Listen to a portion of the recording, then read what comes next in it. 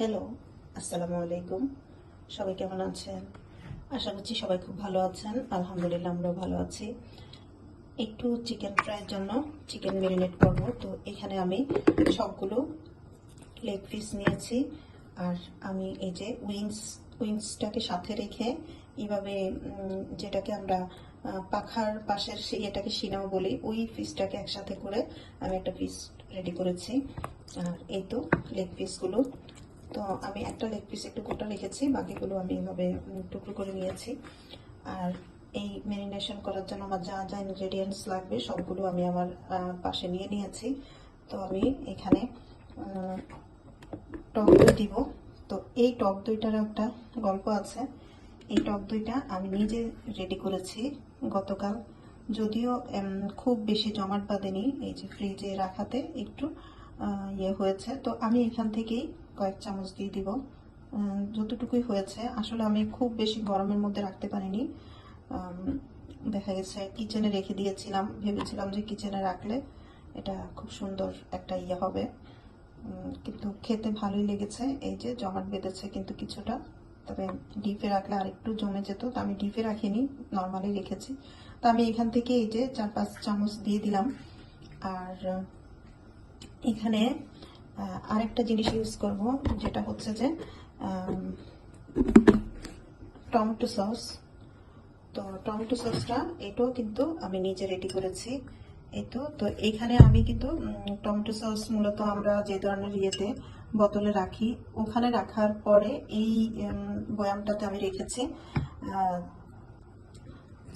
এখানে দেখা যাচ্ছে একদম নিচে পড়ে আছে, কারণ হচ্ছে এটা একদম লাস্ট যেটা ছিল ওইটুকু আমি এখানে ঢুকিয়ে রেখেছি।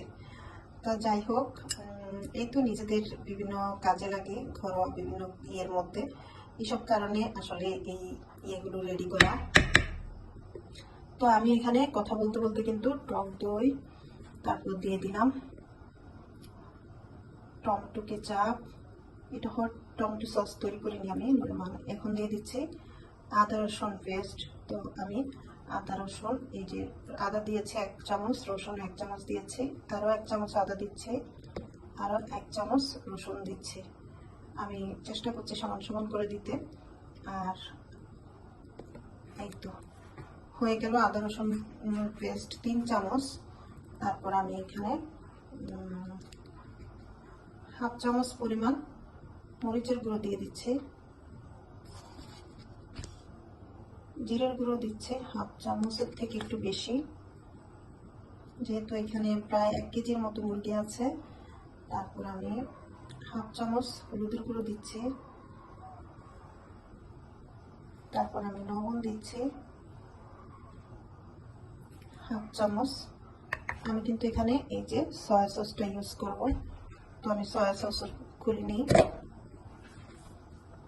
যদিও আমি ওরকম প্রিপারেশন ছাড়াই আমি জিনিসগুলো নিয়ে বসছি মানে ইউজ করার জন্য।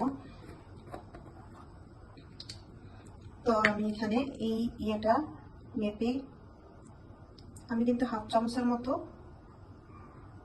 লবণ দিয়েছি, আর এটার মধ্যে কিন্তু সয়া সসে কিন্তু লবণ থাকে, তো ওইভাবে কিন্তু পরিমাপ করে আমি দিচ্ছি, খুব বেশি দিচ্ছি না। বেশি দিলে কিন্তু লবণ হয়ে গেলে তখন আর ভালো লাগে না এই ইয়েগুলো। তো ঠিক আছে, আমি আরেকটা জিনিস অ্যাড করবো। এটা আমি এখন যেহেতু হাতের কাছে নেই, আমি এটা পরে দিয়ে দিব। তো আপনাদেরকে বলে দিচ্ছি, হয়তো লেবু বা সামান্য ভিনেগার ইউজ করতে পারেন। তো আমি এই মুহূর্তে আমার হাতের কাছে লেবু নেই, ভিনেগারও নেই, যদিও ফ্রিজে আছে। তো আমি যেহেতু ভিডিওটা মেক করছি, তাই আমি আর এগুলো আনতে যাচ্ছি না।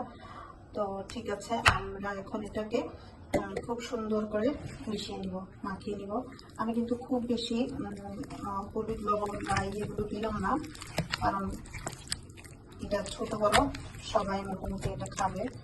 আমি যদি এগুলো বেশি মরিচের গুঁড়া, বেশি মশলা ইউজ করি, তাহলে কিন্তু খেতে পারবে না।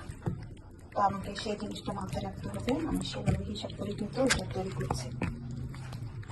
তো খুব বেশি কিন্তু এটার মাখামাখি করার কিছু নেই, এটা আমি সারা রাতই থাকবে। আমি নর্মাল ফ্রিজেই রেখে দিব, সারা রাত থাকবে, এটা কালকে ভেজে খাওয়া হবে আর কি। তো যাই হোক, এই যে আমি একটু কেচে নিয়েছি এভাবে, যাতে এই পিসগুলো, মাংসের পিসগুলো কিন্তু একটু বড় বড়। এইসব মাংসের মধ্যে দেখা যায় যে ভিতরে কিছু ঢুকে না। তো আপনি এভাবে যদি একটু কেচে নেওয়া হয়, এভাবে এই যে কেচে নেওয়া হলে কিন্তু তখন সুন্দর করে মাংসগুলো ভিতরে সবকিছু ঢুকে যায়। তো যাই হোক, আমিও সেভাবে করার চেষ্টা করেছি। আশা করি এভাবে রাখলে আমাকে আর বেশি এটার মধ্যে সময় দিতে হবে না, এমনি এটা কিন্তু সবকিছু ঢুকে যাবে। ওকে, তো কোথায় যাব বা কি করব সেটা আপনাদের সাথে একটু শেয়ার করব। আসলে আমরা সবাই মিলে প্ল্যান করে এক জায়গায় যাচ্ছি। তো ঠিক আছে, যখন ওখানে যাব সেই ক্লিপগুলো চেষ্টা করব আপনাদের সাথে একটু হলেও শেয়ার করার। তো সবাই খুব ভালো থাকবেন। আজকের মতো এখানে বিদায় নিচ্ছি। এই তো ম্যারিনেট করে রেখে দিব, ফ্রিজে রেখে দিব আর কি, একটা বক্সে করে। ঠিক আছে, আল্লাহ হাফেজ।